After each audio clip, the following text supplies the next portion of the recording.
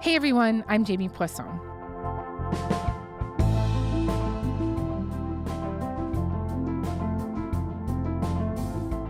Just 1 month into his first term as president, Donald Trump told a group of U.S. governors. When I was young in high school and college, everybody used to say, we never lost a war. Now, we never win a war. Trump's claim is shared by all kinds of military historians and analysts who believe that the U.S. has lost or failed to meet its strategic objectives in virtually every war it has fought since 1945. This includes the Korean War, the Vietnam War, Afghanistan, and Iraq.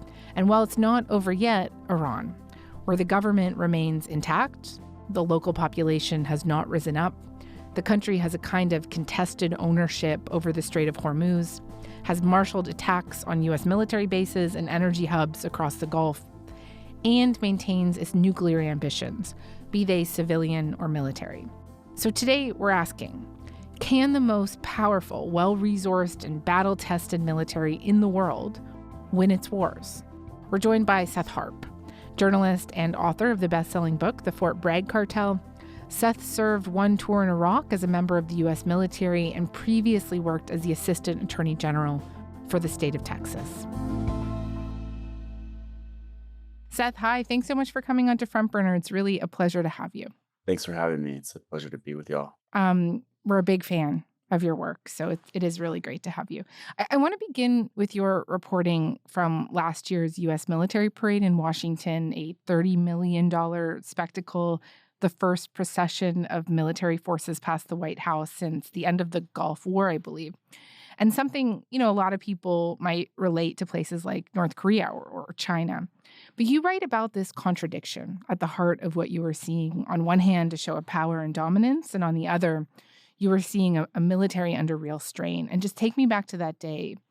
What did you see? What struck you? And what do you feel like it all represented? The overwhelming impression that I had of the parade was one of disappointment, let down, being underwhelmed. It was frankly pathetic. People had in mind or were expecting beforehand, like you said, the first procession of military forces through Washington, D.C. in many years. And people, I think, had in mind an expectation of some North Korean style display or some display like you would see the Chinese Communist Party put on of masses of military troops that were highly drilled and wearing pristine uniforms and parading their equipment along. But it wasn't like that at all. It was quite a shambolic, disorganized affair. From Fort Bragg, witness a powerful demonstration of strength, purpose, and the unmatched capability of today's Army. And as I was watching the military equipment go by, I was thinking and reflecting on how many years it has been since the U.S. has updated its basic equipment. The Army's armored land vehicles that it uses are all 40 plus years old. All of its aircraft is like 40 years old, if not older. Many failed attempts to update these systems. And so that kind of spun out into a kind of a broader reflection on the state of the military industrial complex, quite apart from, my views on American foreign policy and foreign wars. The parade was also an opportunity to kind of display servicemen and women, thousands of whom were flown from bases across the country into Washington. And you mentioned a number of these divisions and bases in your writing, but one that comes up more than any other was also the subject of your best-selling and very cool book, and that is Fort Bragg, a U.S. military base located in North Carolina, which you refer to as, quote, a kind of Bermuda Triangle of unexplained or covered-up crimes, accidents, murders, and sabotage. What does the story of Fort Bragg ultimately tell you about the U.S. military today? In Fort Bragg, I located kind of a symbolism for how really run down and demoralized the military was, at least at the moment in time that I chose to focus on in the book, which was right around the end of the war in Afghanistan, kind of like the very high levels of suicide and drug addiction are, I think, the two main things I really focus on. Other things as well, violence against women, other forms of criminality, are characteristic of life at Fort Bragg, but really it was the suicide and the drug overdose epidemics there that I mainly focused on in the book, and as a way of indirectly critiquing the foreign policy of the United States for the last 20 years and waging these wars that have very little to no popular support.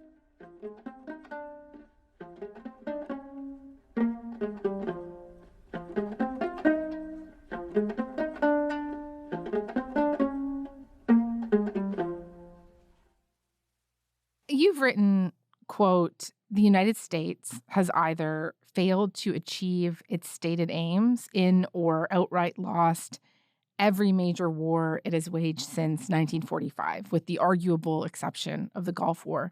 And it only seems to be getting less effective as defense expenditures continue to rise. And I'd like to spend some time interrogating that central claim with you today, that the U.S. has lost every war since 1945, practically.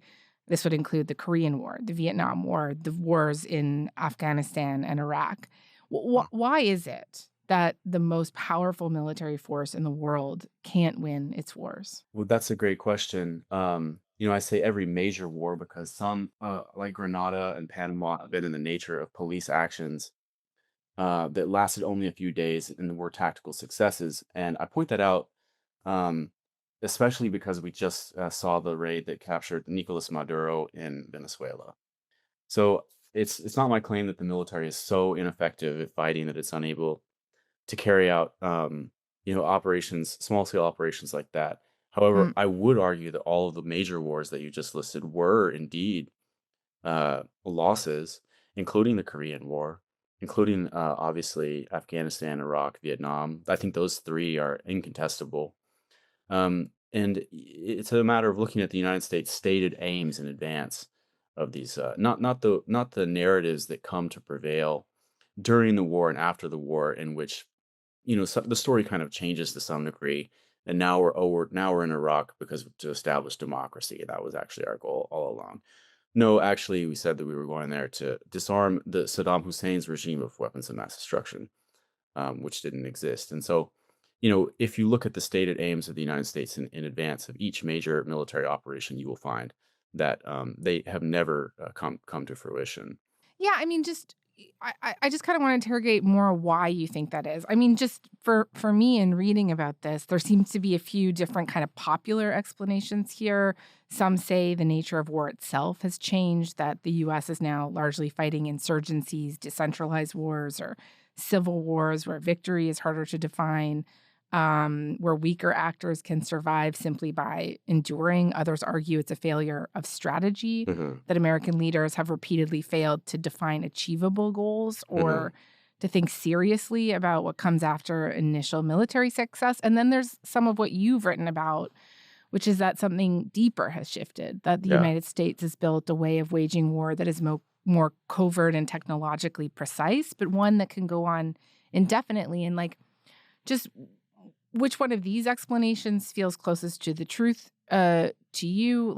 How would you kind of talk about that? I think that all of those sort of rationales that you articulated very accurately on behalf of sort of the foreign policy elite debate in the United States and elsewhere in Europe and so forth, I think those are all cop outs. And that in reality, it is very possible to win wars in the modern era.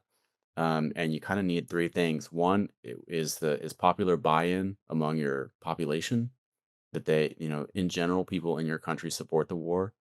That number two, you need a mass commitment of conventional troops. None of this fancy, like trying to win wars on the cheap with just airstrikes and special forces. That absolutely does not work. And then third, you need a willingness to absorb mass casualties, which the United States also doesn't have. That's very much related to the first factor about having popular support for the war. And to see an example of what I'm talking about, you need to look no farther than Russia and Ukraine and at the reality of the war, the material reality of the war. Russia has prevailed in Ukraine, at least to a limited extent. I mean, they have more territory than when they started with. Ukraine has less. Therefore, Russia is currently the winner. And I don't think there's much doubt that they will remain in that position where they've taken basically all of the territory that is important to them, the Russian speaking parts of Ukraine, the parts of Ukraine where the population is friendlier to Russia than they are towards the West. And Russia achieved that just in the ways that I'm talking about. I mean, on both sides, the casualties have been absolutely massive. I mean, there's been so much attention to the wars in the Middle East over the last months, for obvious reasons, rightly so. But we, the casualties in Ukraine and Russia are so much higher. You know, Donald Trump let out in one of his speeches recently that the casualties may be as high as more than 1 million on each side. He spoke about millions of casualties, using plural millions, suggesting that both Ukraine and Russia may have lost 1 million troops each. So there's a conventional war in which one side has come out ahead in modern times, and the United States doesn't do that. We don't wage wars of that type anymore, for the most part, because we don't have immediate security threats of the kind that would necessitate a mass mobilization and deployment of troops in which there would be large popular support among the population.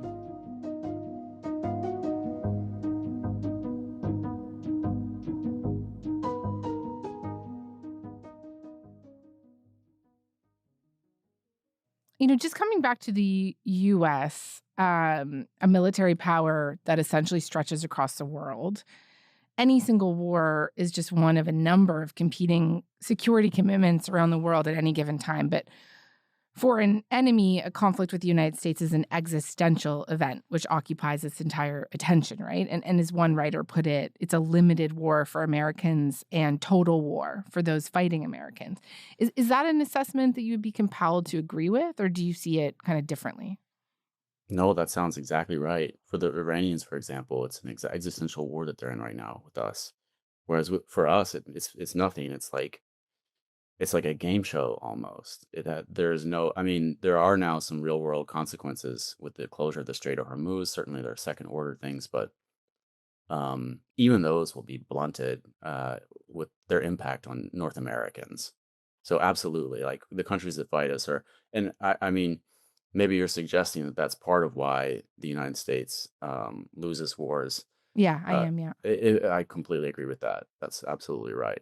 Another kind of key theme here is the U.S. military's inability to win what are referred to as asymmetrical wars, essentially a conflict between parties in which there is a wide gulf in resources, power, the kind of war which pits a conventional military against insurgents or guerrilla forces, the Taliban or the National Liberation Front in Vietnam or the Houthis in Yemen. And just like, why do you think the U.S. struggles in asymmetrical wars where there exists such broad power differentials?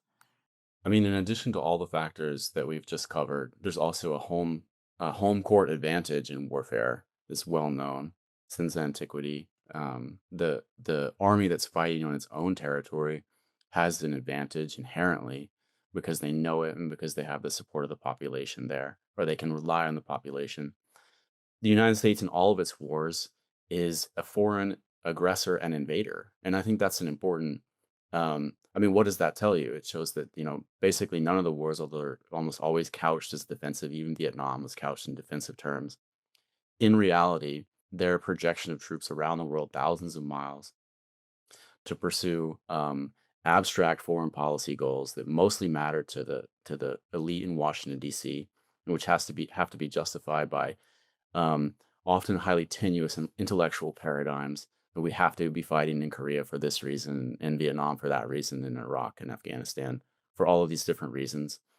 But having to project force around the world thousands of miles and keep it up and maintain it and fight foreign adversaries where they live, often tangling not only with the conventional militaries, but with insurgencies that develop in these places, self-defense, militias, various types of nationalistic insurgencies and guerrilla movements that arise in opposition to foreign invasion. So that's yet another reason why the U.S. has been at a disadvantage and has a track record of failure since 1945. I guess another point of clarity is what is even meant by victory in the context of war anymore. Many will probably remember George Bush's Mission Accomplished address and banner aboard an aircraft carrier in 2003 declaring this like premature victory in Iraq. In the Battle of Iraq, the United States and our allies have prevailed, and Iraq is free. Trump declared victory last year following a month-long war with the Houthis. He's declared victory in Iran multiple times. And we've won. You know, you never like to say too early you won. We won. In earlier wars, victory signaled things like expanded territory or surrender, right? But in modern context, these goals feel harder to pin down, especially with America's wars. So I wonder, this concept of victory, what does it even mean today for America? They're harder to pin down because the rationales given are lies for the most part. And when there are wars in which victory is possible, that's not necessary because people are confronted with the reality of needing to defend themselves. Americans are basically never put in the situation, Canadians too, except I think in a very limited circumstances more than 100 years ago when our countries had some border conflicts. But we almost never have had the experience of have a foreign invasion on our soil or any kind of necessity of actually defending the United States. Like the United States has not had to actually defend itself. Even in World War II, it really didn't have to defend itself because we have an entire continent to ourselves over here. It's protected by two mighty oceans on both sides. The United States is geographically impregnable. Even the attack on Pearl Harbor, well, what was Pearl Harbor? What was Hawaii? I mean, that was just a territorial acquisition done halfway across the Pacific in order to create a military base and project power towards Japan. I mean, that's why the Japanese attacked it. Mm-hmm. There was 9/11, but Al-Qaeda doesn't exist without the CIA and U.S. intervention in Afghanistan, covert war there. 9/11 is a form of blowback from America's covert war in Afghanistan. So that too is complicated. The reality that Americans don't want to confront because they want to see themselves as a warlike people is that we're perfectly safe over here and we don't have any need to be going around the world in search of monsters to destroy. But that's exactly what we've done since the conclusion of World War II is go around the world in search of monsters to slay. I'm paraphrasing an early president who warned against the dangers of exactly that. And the reason why it seems like victory is illusory or intangible in these cases or out of grasp or it's almost impossible even to define is because each of these expeditionary wars has to be premised upon attenuated rationales that just don't hold up over time. I mean, the Mm-hmm. one that you just mentioned about Yemen, I can't even remember what they said the excuse for that was. I mean, the reality of it was defending Israel and punishing them for throwing in militarily with the Palestinians. Another major issue associated with war in America has been the difficulty of leaving a conflict once it becomes a quagmire, right? One military writer wrote the following quote, "For 200 years, no American president has managed to end his own major war once it's taken a turn for the worst. Truman in Korea, Johnson in Vietnam, and Bush in Afghanistan and Iraq all handed the problem to the next guy." On this point in 2014, Barack Obama said, "I think Americans have learned that it's harder to end wars than it is to begin them." And do you think this trend is part of the issue here as well? Yes, it definitely is. I think one issue that we have not touched upon is how profitable these wars are for political insiders and politically powerful entities and groups in the United States. And that has a lot to do with why wars don't end, not just the quagmires that they get drawn into, but also the enormous fortunes that are being made off of these wars. And that's why in a time of declining rates of return on capital and declining returns on investment and a lot of investment cash seeking returns, especially like in Silicon Valley, more and more they're going directly to government contracts. and trying to work for, you see these unsuccessful AI companies and these other unsuccessful tech companies whose, grandiose visions of technological development have not come to fruition. They will sort of, their next move will always be to try to invent themselves as defense contractors. So that way they get plugged directly into the cost plus contracts, the no bid contracts, all of the politically favorable contracts that um, get issued in the course of wars, often with the justification of the need for national defense, justifying all kinds of exceptional protections around them. It's very hard to figure out where the money is going because it's also secretive. Formations like the ones that I write about, organizations like JSOC or the American Army Special Forces, you're never going to Hmm. find out where those contracts are going. That's all secret.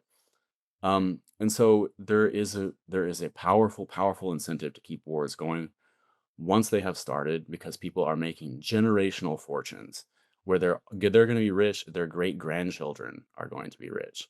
And that's the real game that's going on behind the scenes, while the press is having these kind of debates really about, like, well, should we or shouldn't we, or are we winning or are we not? There are people who really have the power, they're winning, and they don't care how many people that they kill, and they don't care what happens to the United States as a political entity after, they've made their generational fortune. And if that's a cynical view of things, it's very much borne out by the reality and for a long time now.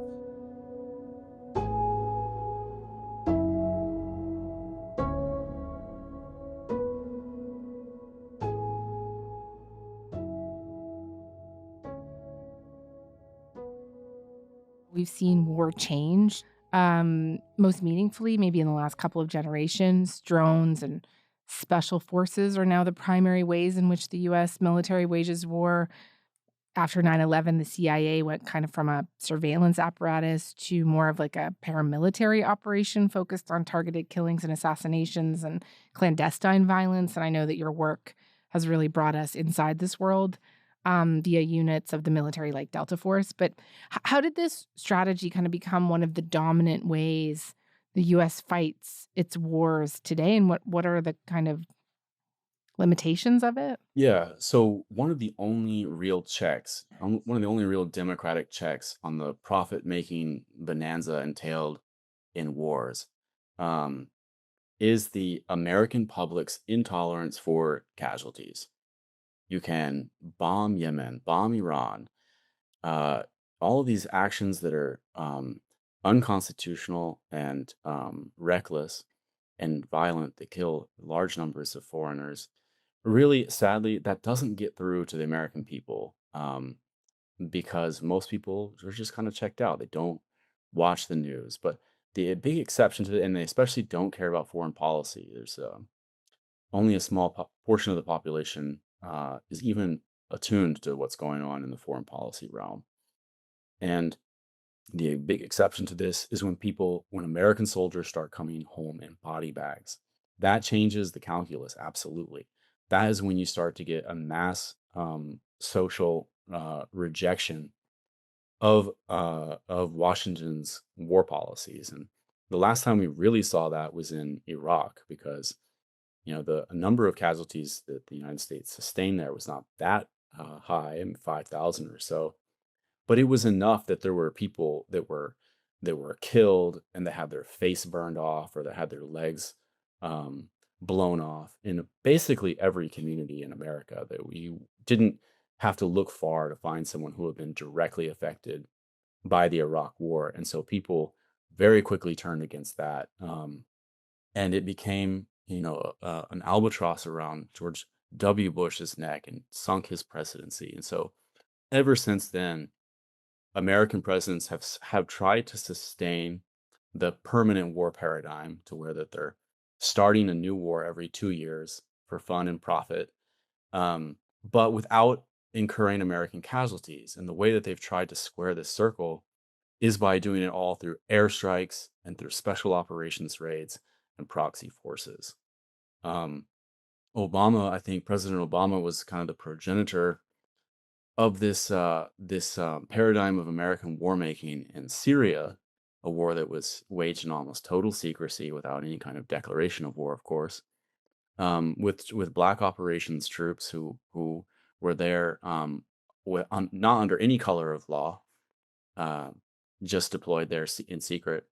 Eventually, I mean, this took a very, very long time and only recently come to its full fruition, where we have a radical Sunni extremists, Al Qaeda, you know, in charge in Syria as the actual government of Syria. And all of that was brought about without, I don't know how many American casualties total we incurred in Syria, but it's definitely fewer than 100. I mean, I would guess off the top of my head that it was like 50 guys and women too, American personnel that were killed there. And that same pattern has been applied in Libya, and other conflict zones. And they're currently trying to do it in Iran, although I will say that Trump has held back the American Special Forces aspect of it and is trying to do the entire thing through airstrikes. And as I was kind of trying to develop in the example of Syria, this is never successful. This never brings about a positive political outcome. I'd like to end here. There is now a lot of attention paid to the way that Donald Trump has decided to use the U.S. military as a weapon against Americans at home, deploying soldiers into major American cities, for example. For a long time as well, people have noted the militarization of the police, the fact that some police departments in America have larger annual budgets than the militaries of some sovereign nations. Also, your reporting focuses a lot on the degree to which soldiers come back home and, as we've talked about, break the law, inflict extraordinary violence on people, and the fact that the system as it currently exists has not been able to hold them to account or to help them. There's a phenomenon called the boomerang theory, essentially that the violence and surveillance that countries set out in the world eventually comes back home to be used on their own citizens. And I wonder what you make of that theory and whether you see any evidence of it in the U.S. today. I mean, it couldn't be more clear that that's exactly what's happening in the United States. I don't want to exaggerate because over the past 25 years, the U.S. has killed millions of people in foreign countries just by bombing, apartment buildings and hospitals and schools and all kinds of civilian infrastructure, totally crushing and destroying countries to where they never return to where they were before, like Libya or Iraq. So I don't want to suggest that, like American protesters are subject to the same extreme violence and oppression that the victims of American imperialism have been. But certainly in the case of, the police militarizing and police surveillance, all the tools that were developed abroad are getting used on American citizens in order to not only in the moment control, what people are doing or monitor what people are doing, but I think also to conceivably prepare for a future in which the government has even less legitimacy. I mean, Donald Trump's administration is incredibly unpopular. Before him, Joe Biden was almost as unpopular. Whoever is president next is very unlikely to be someone with mass political support because our democracy is such a shell of what it once was, and all of the means of exercising a democratic input on the government are so debilitated and limited. We're really only able to push this button or that button for one or another member of basically the same clique, the same ruling class clique, who all, for the most part, share the same, beliefs, particularly about foreign policy, that are not shared by Americans in general, in which Democrats and Republicans enact highly unpopular policies across the board. They don't do any of the popular policies that they run on once they get in office. And so, the strengthening of the national security state is ominous in this regard because you're conceivably looking towards a future in which, people are so dissatisfied with the degradation of material conditions and the corruption, the just out and out corruption that we see in the administrations and in our Congress, that they try to actually do something about it. And in that case, that's when you really might see, the war's coming home. That feels like a good place for us to end. Seth, thank you so much for this. This was great. Really appreciate it. Thank you for having me.